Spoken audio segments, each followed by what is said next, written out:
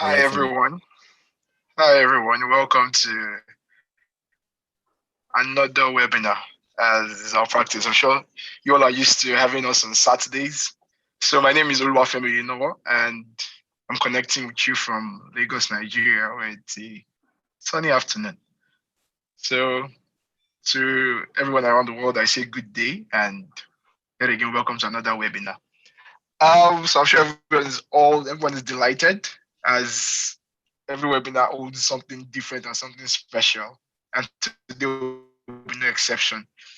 Before we dive right into things, as is our usual practice, we love to hear feedback from every one of you.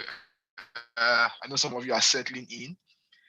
So to share your feedback and to let us know if you have anything to say, just indicate by raising your hand and I will mute you and allow you talk.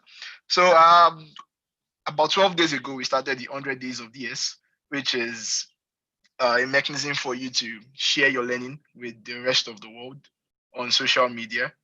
And like I would say, you never know. Your employer might just be watching. So you get the chance to tell people about what you learn on a daily basis and also hope that that inspires you. So on that note, I'd like to have feedback on how that has been going so far. Have you been sharing your knowledge and your learning every day? Have you been sharing codes on Twitter, on Instagram, or where have you? So let's know how that is going. Who knows? Some of you might have been contacted by your next employer already. So does anyone want to share that with me?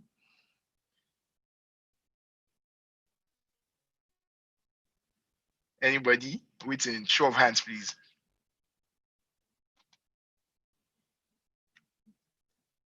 So nobody has been sharing their learning with the rest of the world. I'm not seeing any hands. Anyone? Anyone? Hmm. Okay. So doesn't mean nobody has been sharing their learning. I doubt that. I doubt that. I know Jolomi has been sharing. I know I can see Kunle. I can see John. So hi, Jolomi. Would you like to share with us?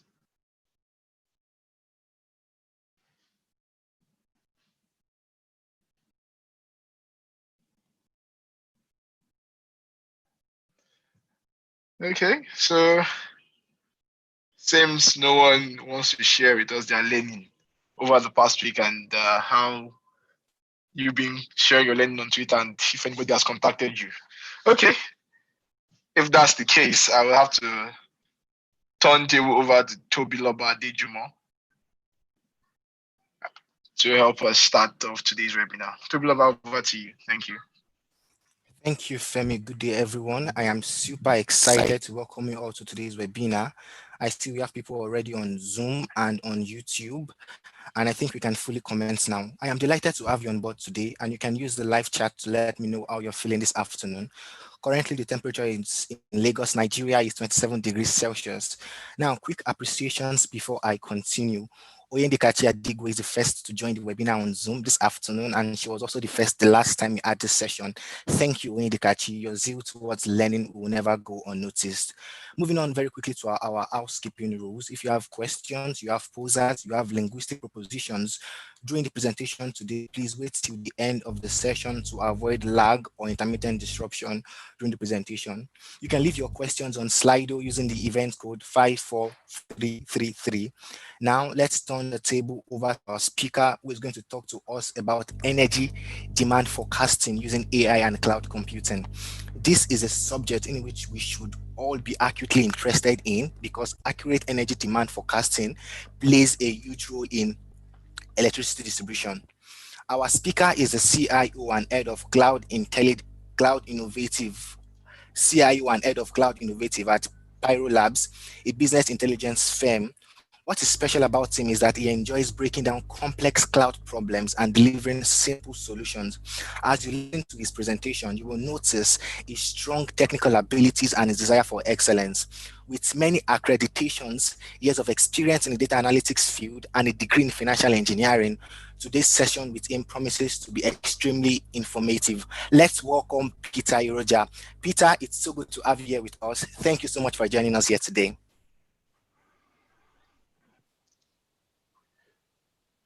Thank you very much.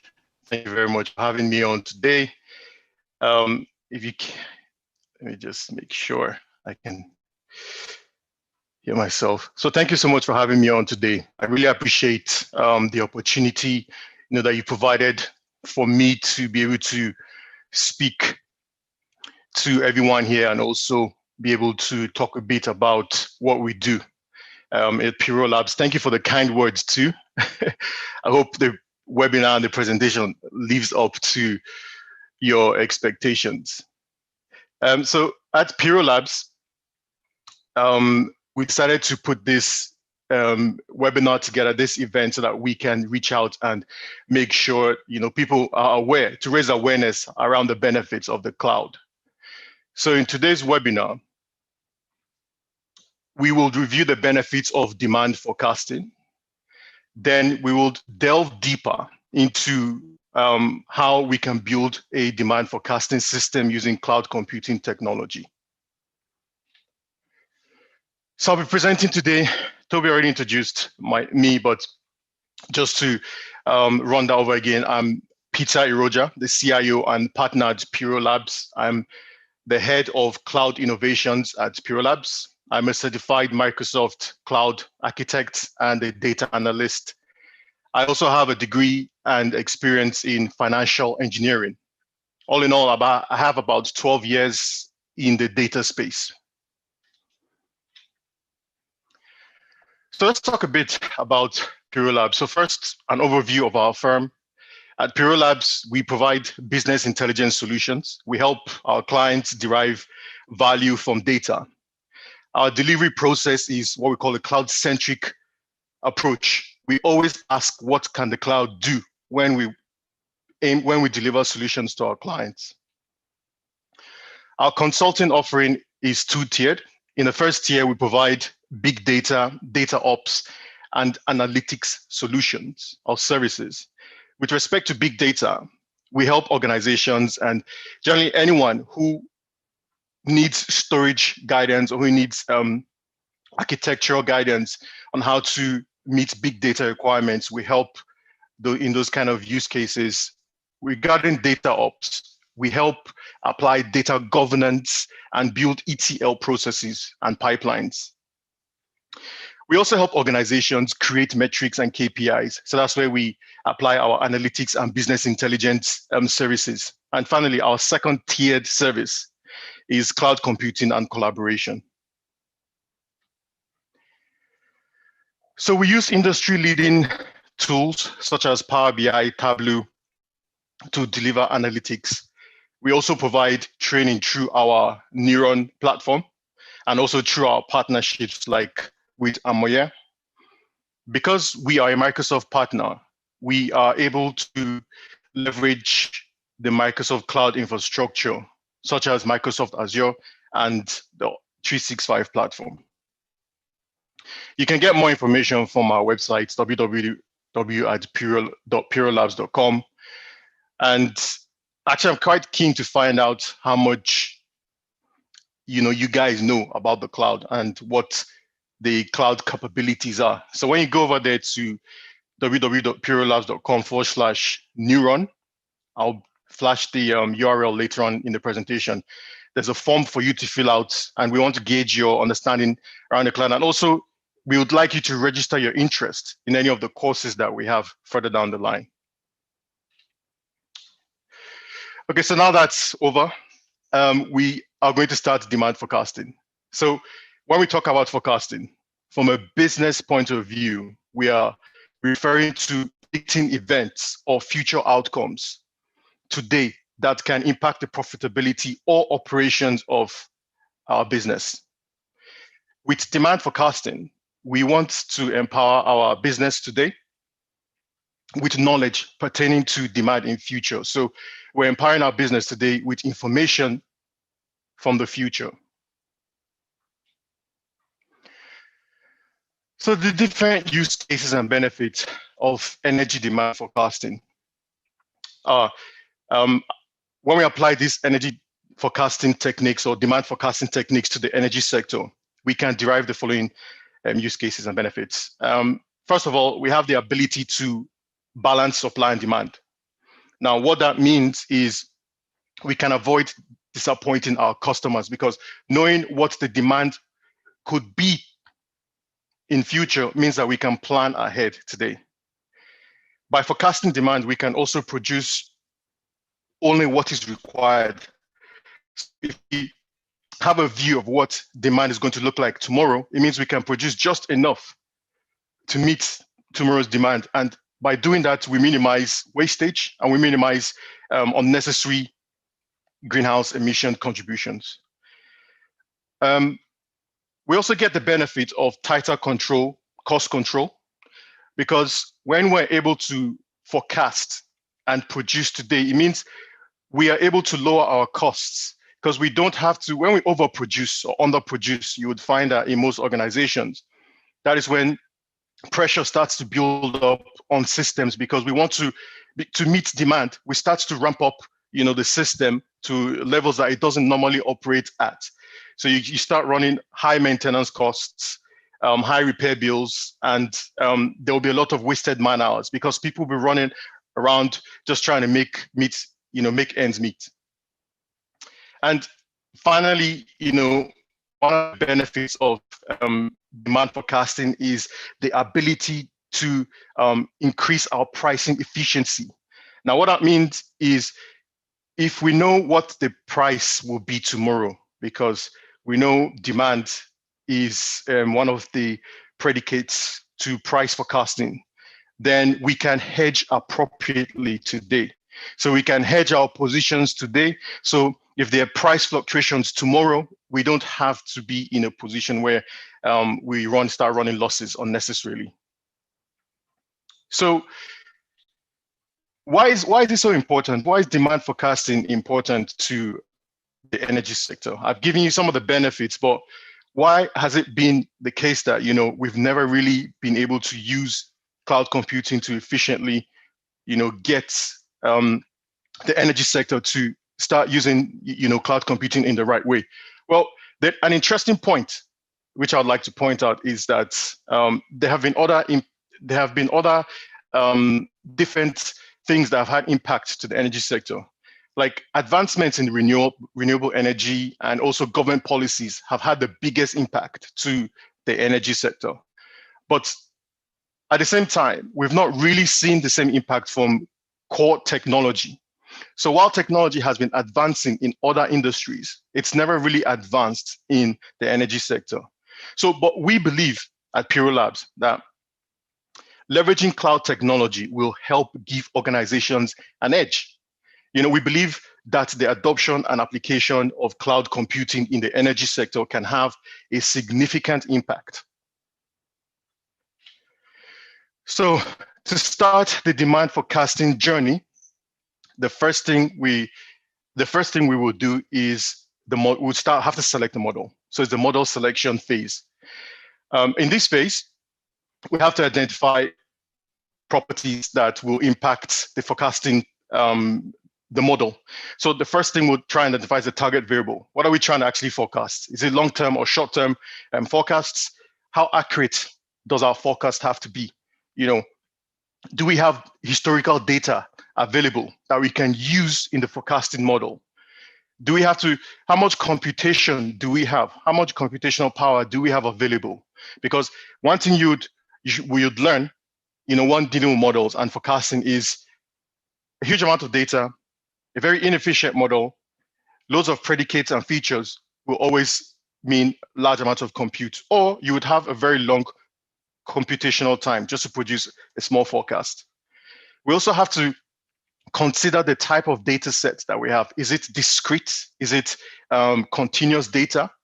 And also the model predicates, things like the day of the week, the hour of the day, the temperature at that given time. So after considering all these properties, for the demo today, we will be focusing on short-term forecasting using a boosted tree regression algorithm model to predict 24 hours of demand data with a mean average error of 5%. So that is our accuracy criteria. Our prediction criteria is 24 hours of hourly data. Of course, we need to talk about equations. I don't plan on focusing too much on the scientific attributes of the equations. I just put this slide here just because I know you guys are quite technical, and it wouldn't be a fair webinar presentation if there's no equation in it. But the slide here is an illustration of the different properties, for example, that we take into account. The different regression features we take into account to produce a trained model. So we start with the equation at the top. We just want one other thing to point out is that we are using simulated data here. So for this demo, we will be generating our own demand data and using that simulated data set to forecast data for the future. So to simulate the data, we have to have a model which we use to generate the data. So it's a very simple model where we use historical data, 1 year's worth of data. We look back 1 year. We use that 1 year's historical data, apply some constants to them, to the historical data, and then we produce where ft in this case, or f is a function that equals the simulated data today. In the bottom half of the slide, these are the different features and components that we take into account to produce a trained model. So I already talked about we're using a boosted tree regression model. We're using historical demand, which we simulated above already. Then we have to take into account Fourier components, the lag, linear trends, and hour of the day. And all these things help us to forecast the data properly. If you want more information about this, you can reach out to me after the presentation, or you can attend one of our courses where we can explain this in a much more in-depth approach. So the next step in the journey is the approach. We've talked about model selection. We've talked about the equation. Now we have to talk about our approach. After selecting the model, we can now say the first in our approach is, we call this phase one, is where we collect the data. So we collect all the relevant structured and unstructured data. You can imagine this type of data sets are data that we collect from the power plant itself, all the different IoT devices, measuring metrics, collecting data by the minute, by the second, by the hour from the power plant. We also have data on the client side. So on the consumer side, we have meters that collect data. We also have to factor that into our data collection process. We also have some very simple, non-changeable constant data that could be stored in, for example, a spreadsheet. If you're the plant supervisor, you have maybe some parameters that you use to adjust daily, output. We also have to take all these data into account, and we ingest it using an Azure Data Factory in the collection phase. I have not even talked about the weather data. You also need to have weather data. So we're talking about having weather data that comes in from an external party, maybe a second vendor or something like that. So we collect the data and we move on to phase two. Phase two is where we prepare the model. We now have to look through the collected data set and start to identify features in the data that we can use to predict or to train our model. So once the model we've created a model, we now have to deploy the model in phase three. So phase three, we deploy our model after training the model. In this case, in this webinar, we're going to deploy the model into an Azure API. The API allows anyone with access, with the right security credentials, no matter where you are in the world, you can query the API and it will give you back history and forecast information. And finally, the fourth phase is where we start producing forecasts for our dashboards. We start producing forecast information for people that actually need to make decisions, for example. People who need to sign off checks and do things like, they need to start seeing what the forecast would be like. So bringing it all together from a data point of view, this is what we call the end-to-end data flow. The end-to-end data flow is an illustration of how we capture data from the power grid, how we ingest data into the cloud, how we process the data, how we store the data in our big data stores. We process the data, we split the data set into two, a training set and a test set, and then we use it to train our machine learning model. And then we use the model to produce forecasts. The forecast results are now saved in a data store and sent to our visualization platform. So this is how data is ingested, and it goes round into the cloud and back to where it's supposed to be consumed. Now, this is the final phase of the journey where we build an architecture. The architecture consists of 6 phases: data generation, data ingestion, preparation, how we prepare the data, analyze the data, and how we publish the data. And finally, there's consumption of the data. So I'm going to walk through a demo now, and I'm going to show you the different phases of how this is done. I'm not going to try and create these resources in real time. I already pre-created some of these resources, but I will talk a bit about them as I'm walking through these phases. But if you would like to learn more about the different resources I have on this slide, again, there are courses that we have put together that can give you more information and where you can actually get hands-on training on some of these resources. So data generation, I'll just give a very brief overview of this architecture again. We have created, on the data generation phase is where we have created 3 simulation engines. So the 3 web APIs you see there in data generation, one generates data for what we call a fast lane, is demand data for the fast lane. The second API or simulation engine generates data for our slow lane. We also generate simulated weather data. Now, what do I mean by lane? The top half of this architecture here is what we call the fast lane. It is called the fast lane because in this lane, when data is generated, it is ingested in real time. It is prepared in real time, and it is analyzed in real time and sent directly to the consumer. We don't do any forecasting in the fast lane. The only thing that we do in the fast lane is just collect the data and send it to the consumer. The slow lane, which is the bottom half of this diagram, is where we collect the data, we move into the ingestion phase, we store the data in a SQL server, and then we use a cloud resource called an Azure Data Factory to orchestrate aggregation of the data, sending the data to the machine learning model, training the model, and then using the data factory to collect forecasted information, and we store it back into our database. Now, our consumption platform here, which is Power BI and Tableau, they sit on top of this database and can ingest this, visualize this data as it's being stored in the database. Okay, so we'll now move on to the demo phase where I will show you some code and some niceties. Okay, so when it comes to the cloud, we need to understand how the cloud works and how we can deploy to the cloud.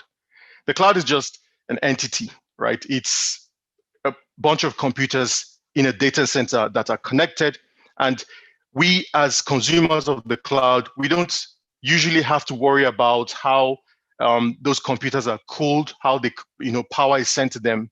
We only need to concern ourselves with how much of the computers we can get and how much storage you can get. So there are many other things you can't worry about, but those are the 2 biggest points that you'd usually worry about. But we also have the power to create this compute. And so we have what we call deployment options. To deploy these resources to the cloud, the ones I showed just in the architecture, the simulation engines, the database, the APIs. To deploy them to the cloud, we have multiple options, but the different options vary in terms of like how flexible they are.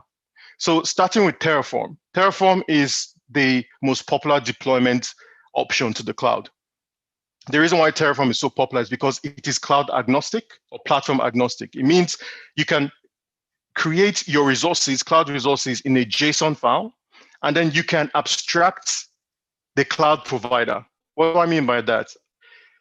What I'm saying is you can have AWS, Microsoft Azure, Google Cloud, and you can interchangeably deploy to any one of these providers as long as you have your JSON abstracted. So Terraform is very popular mainly because of that.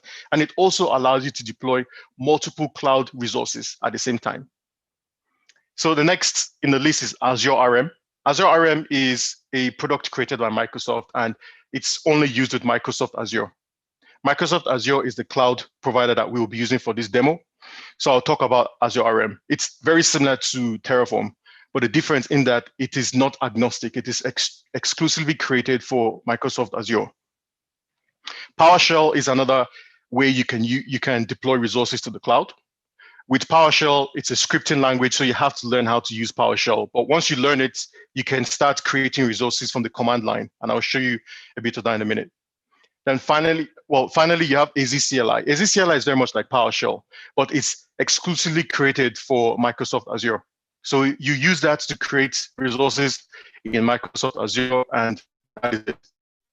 And finally, you have the Microsoft Azure Portal. Most cloud providers have portals that you can go in and point and click, and I'll show you the portal in a minute. In today's demo, we would use Terraform. We use Terraform because it's a lot easier.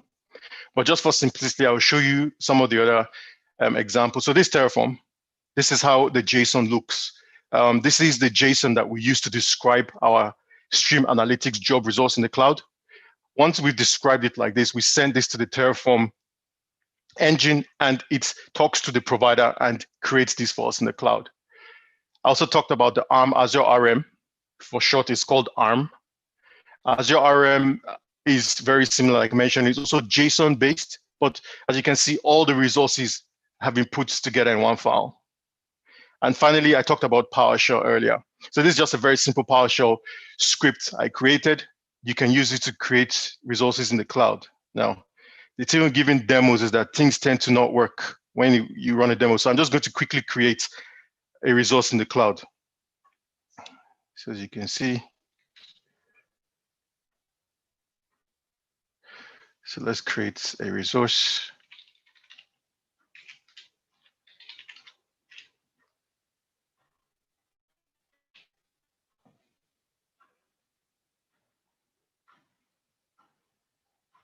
Okay.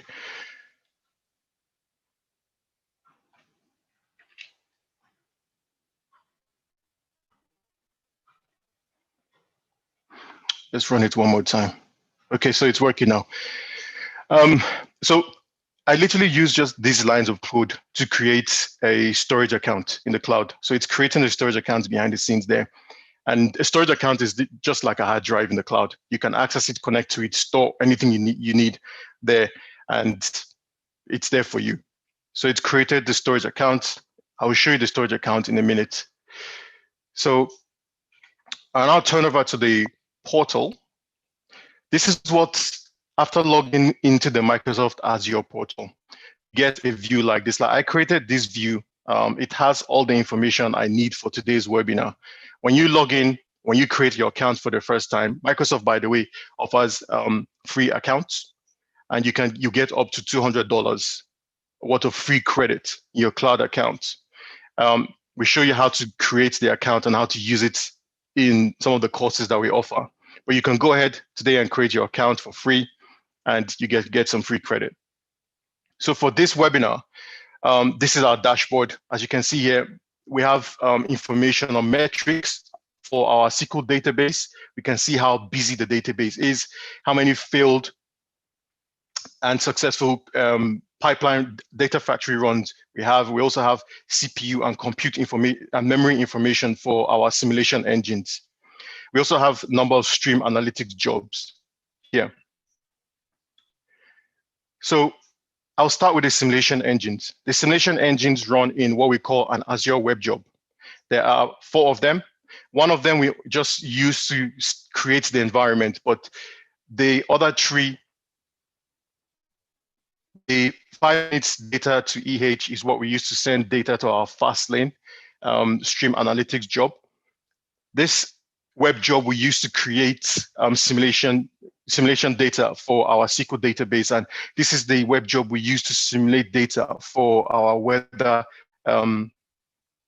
simulation data set. So I just click into one of these, for example, I say, let's have a look at the historical runs. You can see that this is running in real time. You see this, it runs every, this guy runs every 1 hour. So this is how we simulate weather data. We have to simulate data every 1 hour and we store it in the database. Okay, so we've created these cloud resources. Just going back here, these are all the cloud resources we have created. How do we get our code into the resource that we've created? The first thing you do is, after writing your code, I use VS Code to write my code. You can write your PowerShell code or whatever language you prefer. And you store the code in a repository in the cloud. So this is what we call Azure DevOps. Azure DevOps is a platform that Microsoft have built, and you store your code in here. And you now use what we call a pipeline to deploy your code into those cloud resources that I showed you earlier. So this is just one of the historical deployments that I have previously run. The first thing I do is I build a package, and then I deploy the package into the environment. So I deploy my database scripts, I deploy the actual code into those web jobs. So this pipeline deploys our simulation engines into the cloud. Okay. So once simulation engine has been created, we now move over to the data factory. So the data factory is what we use to orchestrate our environment, how we get data from the SQL Server to the Azure ML models, and then to back into our SQL database. So to work with the data factory, you create what you call pipelines. These pipelines help you to perform multiple tasks as a unit. So we have two pipelines. The first pipeline is a data aggregation pipeline. So if you can imagine, we generate data every 5 minutes, but we don't really want to compute 5 minutes worth of data. That granularity is a bit too much for us because it's going to require a lot more compute time to forecast information based on that. So we aggregate the 5-minute data into 1 hour. And then we use a separate pipeline to query the API with this aggregated data for forecasts. You see multiple activities here is because in our data sets, we've simulated data for about 11 different regions in the state of New York. Just to give you a bit of flow. So this is our scheduler. Our scheduler schedules the pipeline runs. You can see we aggregate data every 20 minutes, even though its aggregation point is 1 hour. And then every 1 hour, our forecasts pipeline runs for 15 minutes and creates forecasts. You can imagine if the data set was a much more finer point, less than an hour, this runtime would be a lot higher. So you need to keep an eye on that. Finally, this is the Azure Machine Learning Studio. This is the classic version. There's a newer version, which you can also use, but this is how we create our model. This is where we define the different features of our model. So I'll walk you through it. If you remember from the journey I showed you, there was a phase where after collecting the data, we're preparing. Here, we're defining the different, we're ingesting the data and define the different features that make our model. So we ingest the data, then we run an R script to clean the data because there will be missing information and things like that. We don't want that in our data set, so we have to remove them. We split the data into the training data set and the forecasting data set, the training and the test data set. Then we use a boosted tree regression model. That's the model we're going to use, and we train our model, and then we score our model. The scoring of the model is then we now clean the data again, and we clean it by removing columns and things that we don't want, and we store it in a database.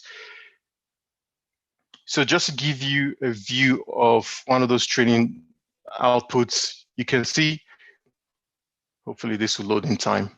This is just some log information on how the model was trained. It doesn't really give us that much information, but I think we can view the actual output for the log here.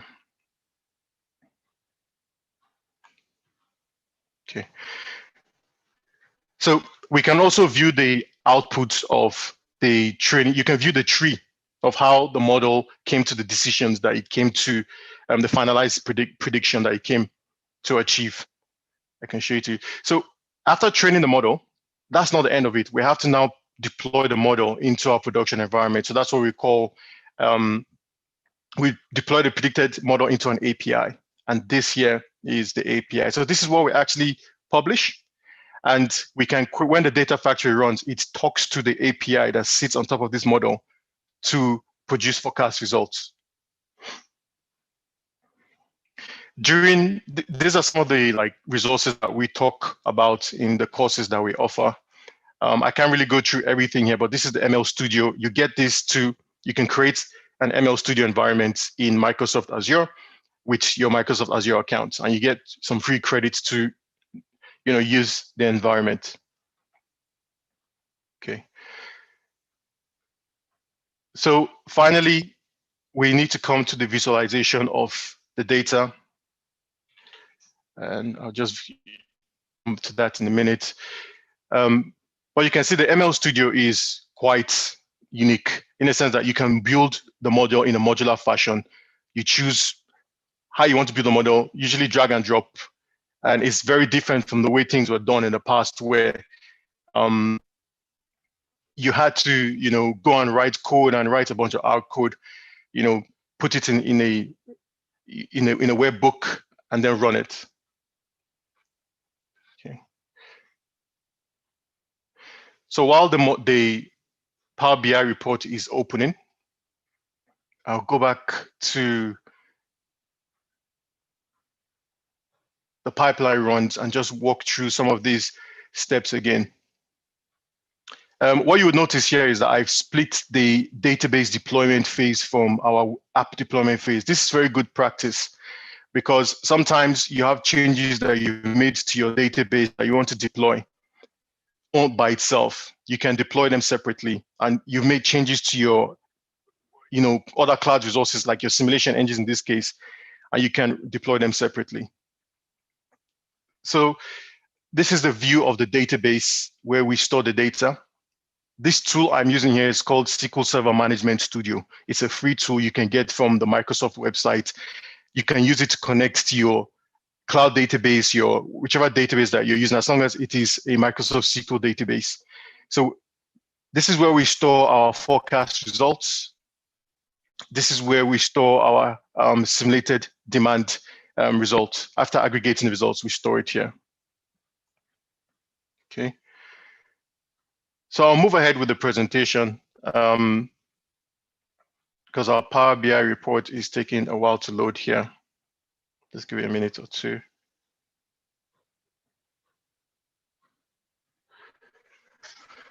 So while it's loading in the background, I'll move ahead. The benefits of cloud computing, just to summarize. Costs. We have a reduction in costs. You don't have to put up a lot of money to get into the cloud. Gone are the days of spending so much of your budget if you're running a project on costs. Nowadays, most of what you do will be based on you pay for only what you use in the cloud. If you don't use a cloud resource, you can delete it or you can turn it off. And when you do that, you stop paying for compute. Some cloud resources will charge you for storage, but in most cases, you don't get paid for compute at all.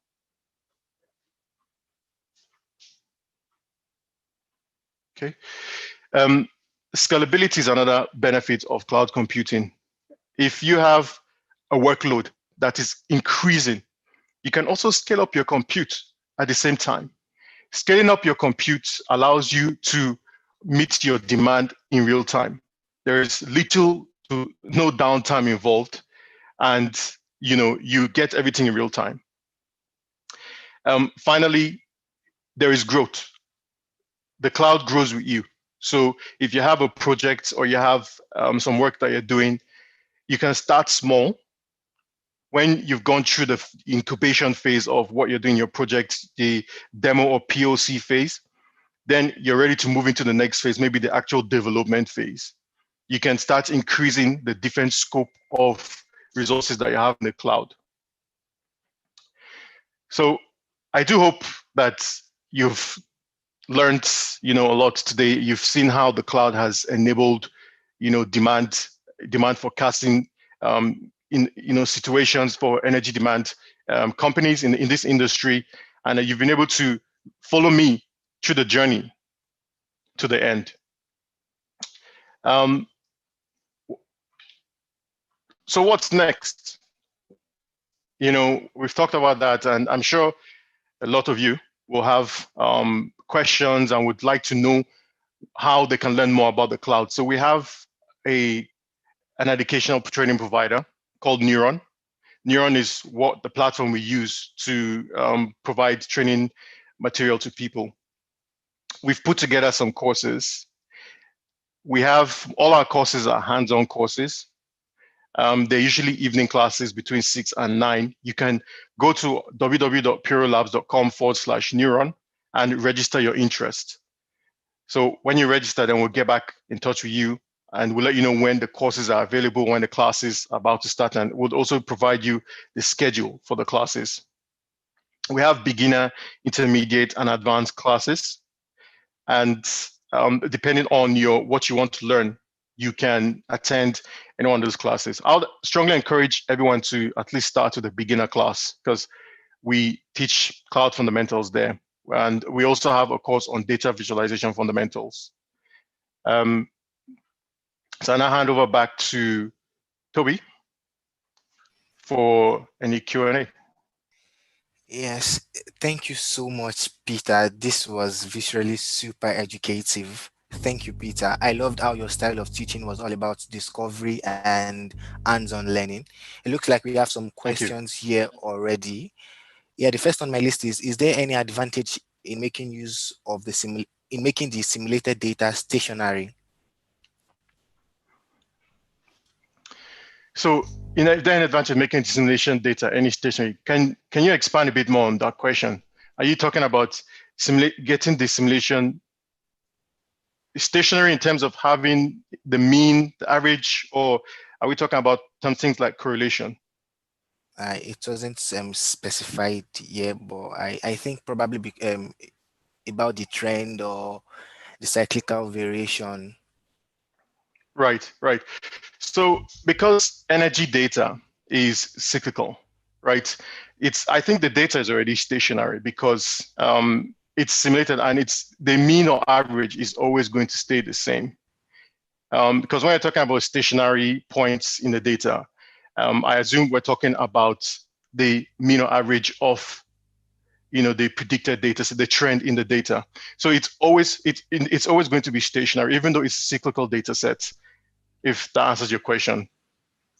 Yes, it actually does. Thank you so much, Peter. So let me read some of the comments here on Zoom. So this is from Abdusalam. Incredible. I love this. One of the best Hamoye webinars so far. This is also from Emmanuel. I love to be part of the cloud courses to come up. So let me go back to the questions that I have here. So the next one is, decision tree training is relatively expensive and inadequate for applying regression and predicting continuous values. Time forecasting deals with continuous data. How is boosted decision tree regression algorithm different from decision tree regression algorithm?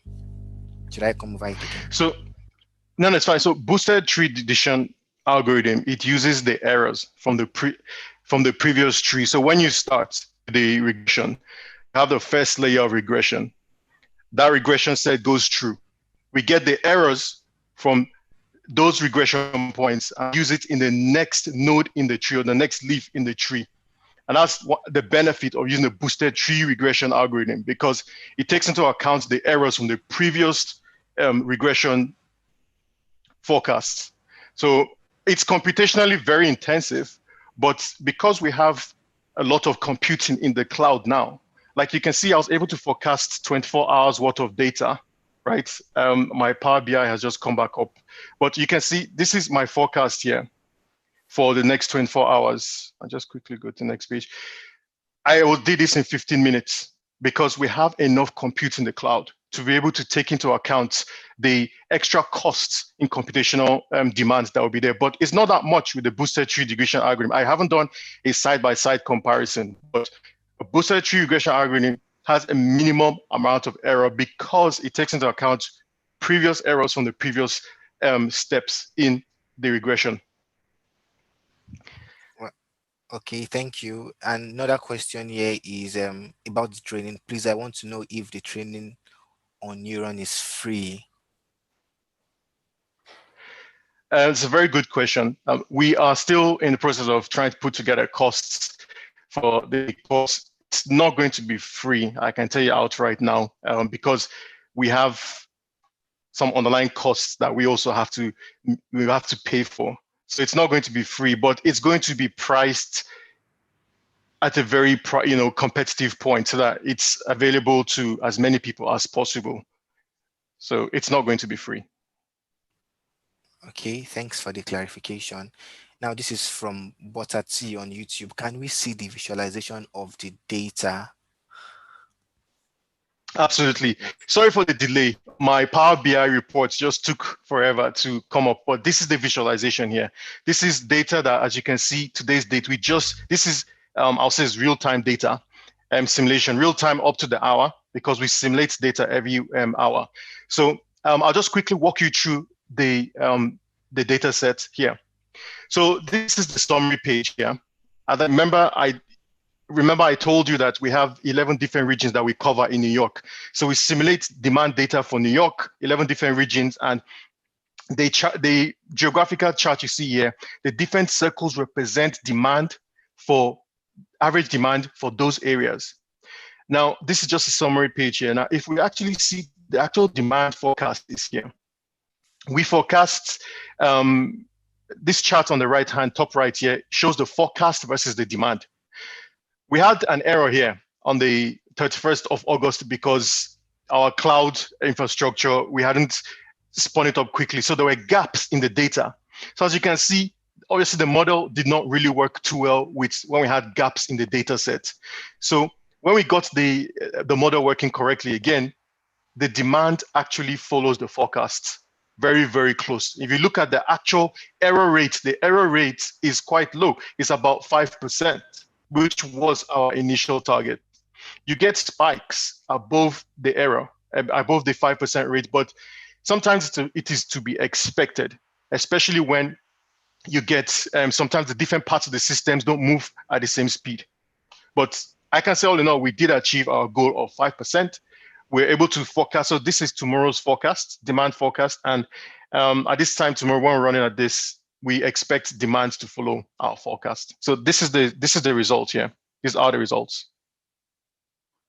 Okay, and this is from Jolumi. Please, you spoke about using clicks and drags to build a model on the cloud.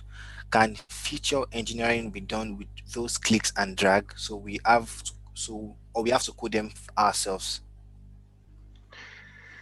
So it's a very good question. So the whole idea with the machine learning studio is you actually click and drag.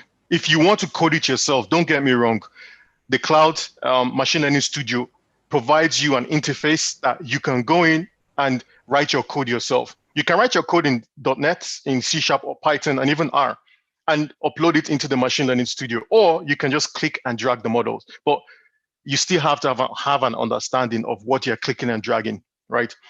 Microsoft also provides some examples too that you can use, and you can use the examples to teach yourself how to use the interface.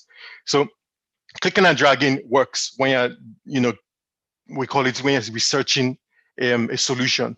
But when you get past that research phase, you need to start looking at solutions that will be probably code-based, But again, the platform allows you to even export your research into a proper predictive model, which you can, put behind an API. Like I showed you here, our model sits behind. We have an API that sits on top of our model here.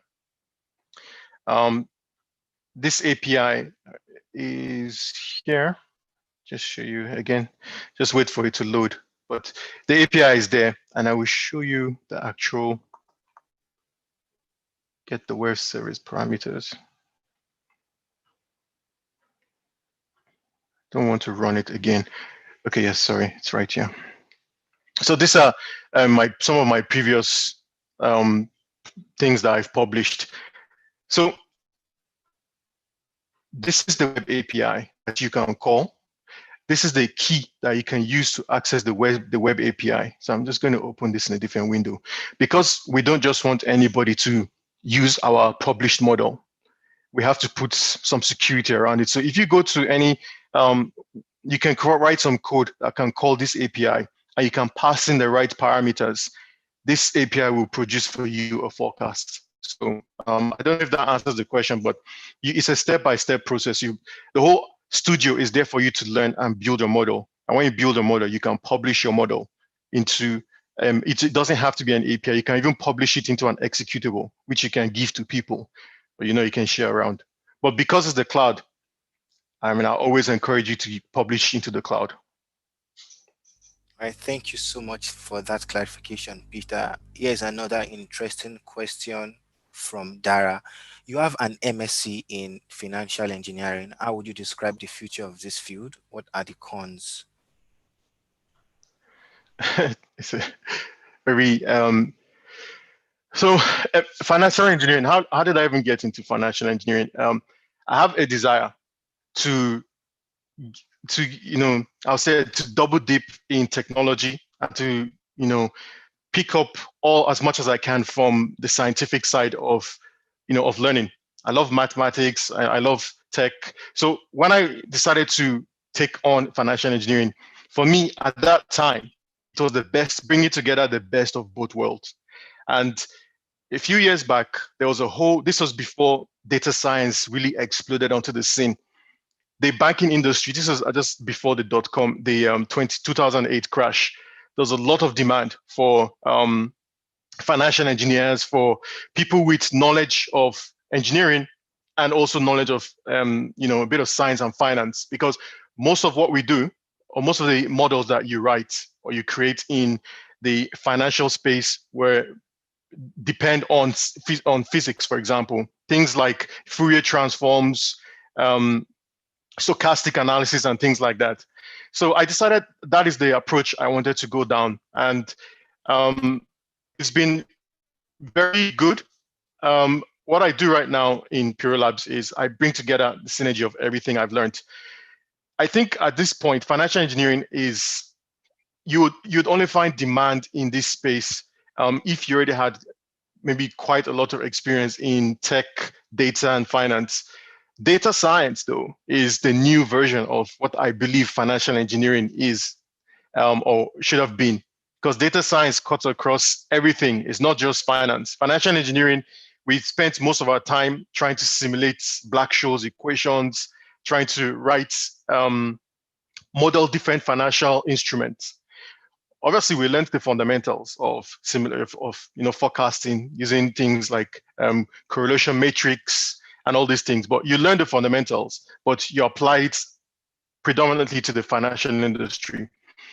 So for me, if I had to change, but now I find myself looking more into data science and data and how to visualize all these things. So the future, I really can't say, but data science is probably where things will be going for at least for quite some time.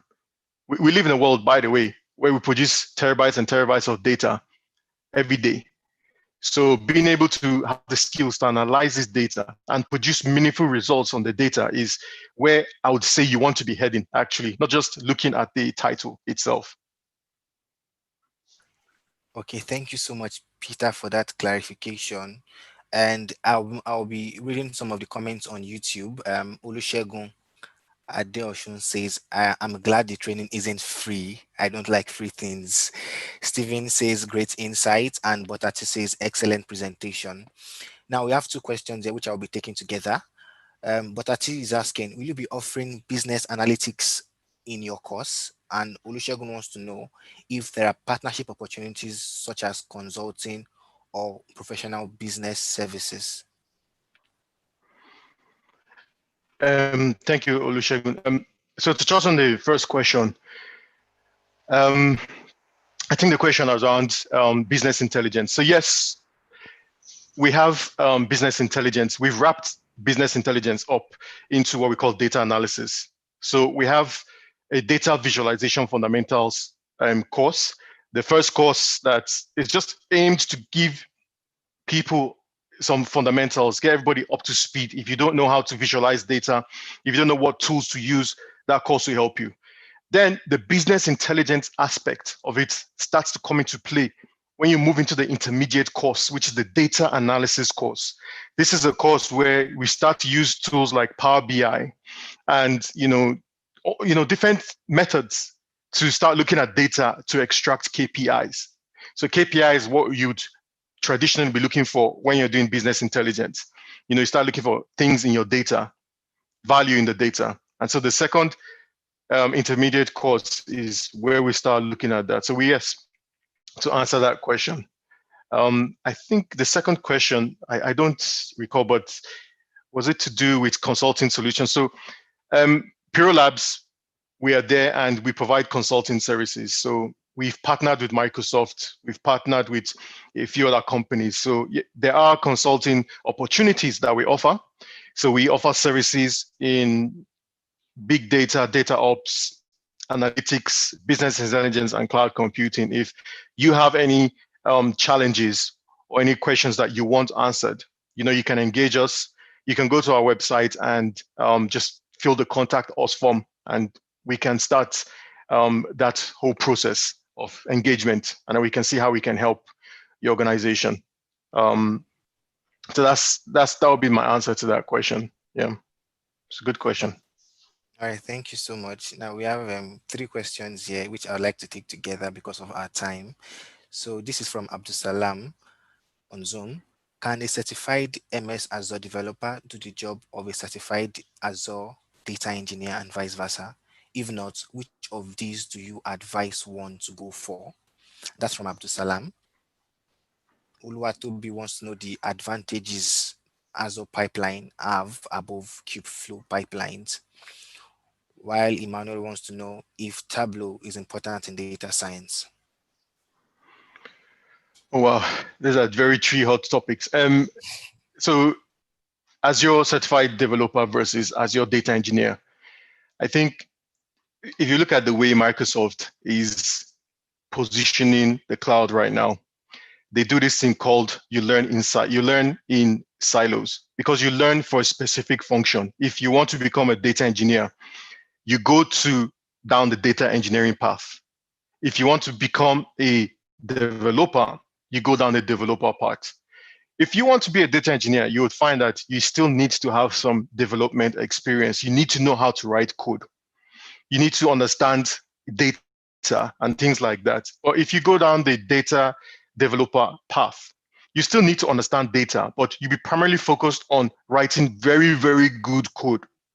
A data engineer, your code is good, but it's not going to be as good as a developer, right? So they're two different things. Regarding like data engineering, I'm always going to be biased towards data engineering just because I feel it gives you a full stack. You don't become a master of everything, but you just understand a bit of everything. You need to understand data sets, you need to understand data governance, you need to understand how to analyze data, and you need to also understand how to write code. So you need to automate. A lot of the things you were doing involves a lot of automation, but development is very good because you become very highly specialized in writing very good code. But you tend to will move away from that analysis aspect. So I think there are two different things. And if you look at the way Microsoft have positioned things, that is how it is. Regarding Tableau, I think Tableau is a very good tool. In fact, we also provide solutions in Tableau. I've used Tableau quite a bit. And it is a very good analysis tool. It's used by a lot of organizations. However, there are other tools out there like Power BI. Power BI is also really rich. It's not as it's fairly new compared to Tableau, because Tableau has been in the industry for a very long time. And if you look at the tool set, it has a lot more features than Power BI. Power BI, though, on the other hand, is supported by Microsoft. And historically, Microsoft have been very good at integrating their products. Like, for example, the Power BI report I produced today. There are endpoints and features in the cloud that specifically are built and geared towards integrating with Power BI.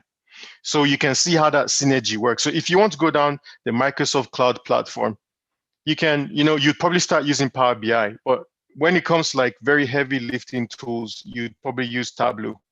Having said that too, they have different cost structure. Tableau can be a bit more expensive when compared to Power BI. So Tableau can, you use it for proper full set organizations. But Power BI, you can go and get a personal license and use it on a pay-as-you-go basis. I think the third question was, I forgot that, Femi. I don't know if you don't mind.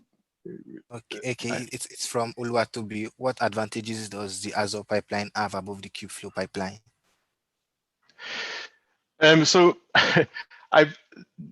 the Azure pipeline is, again, I'll take you back to integration with Microsoft Azure. Microsoft Azure is Microsoft Cloud, entity, and Azure pipelines has been built into Microsoft Azure. In fact, they are almost one and the same. So again, you have that integration benefit.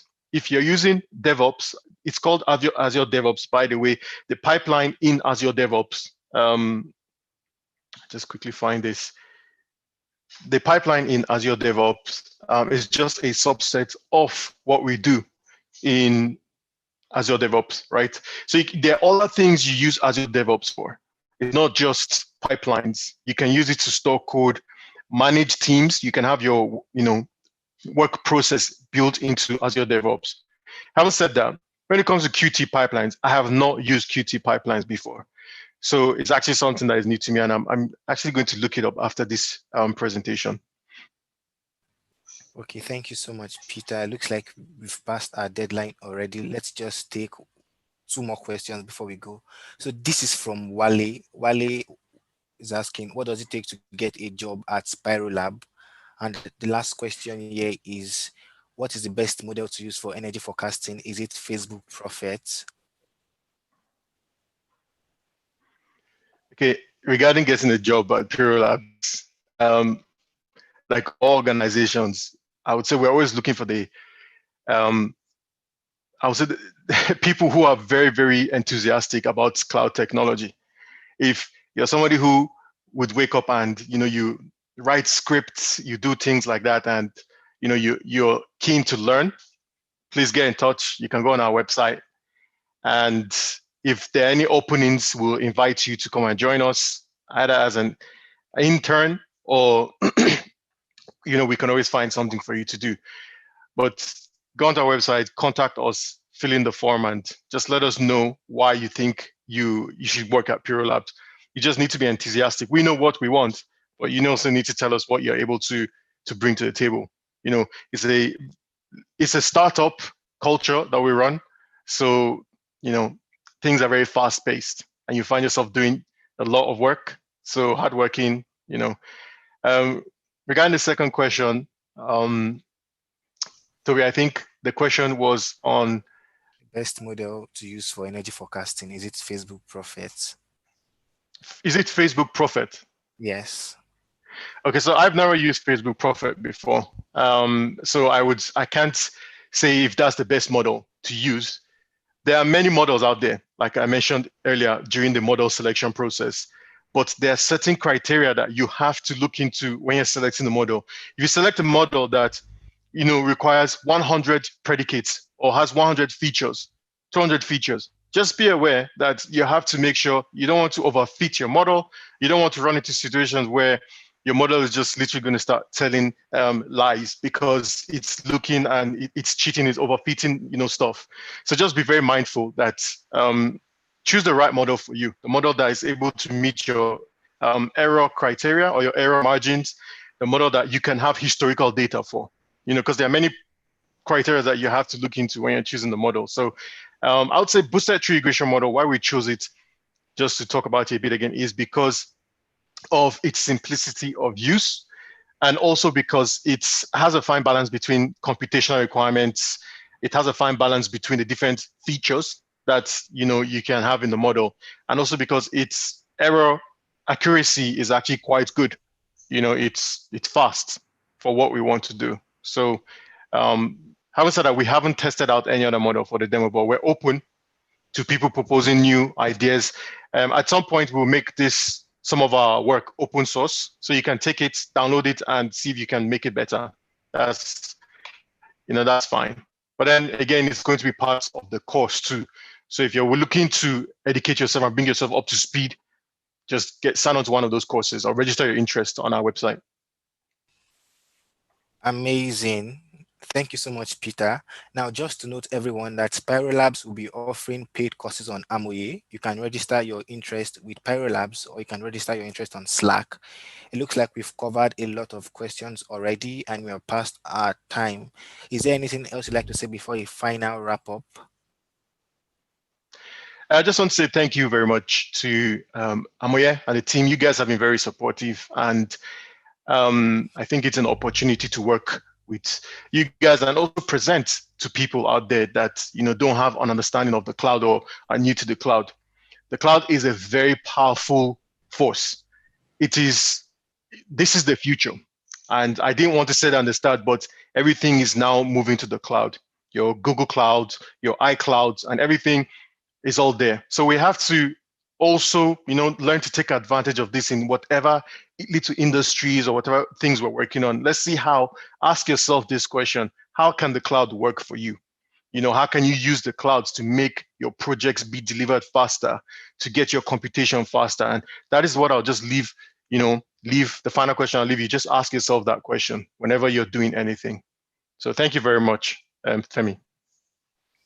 How can the cloud work for you? Awesome. Thanks again, Peter. Thank you, everyone. We appreciate you for being here today. Thanks again for joining us, and we'll see you another time. Bye. See you.